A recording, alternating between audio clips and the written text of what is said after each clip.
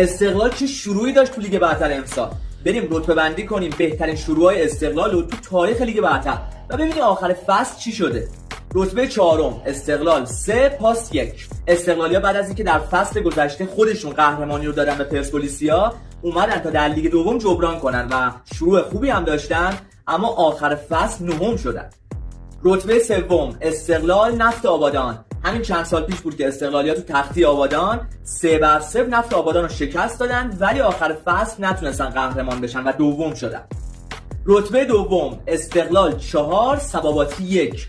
صباباتی اون موقع علی دایی رو هم داشت. استقلالیا خیلی فصل خوبی داشتن، حالا به غیر از اینکه شروع خوبی هم داشتن آخر فصل قهرمان شدن و عنایتی 21-2 تا گل زد، آقای گل شد. مجتبی جباری هم بهترین بازیکن لیگ شد.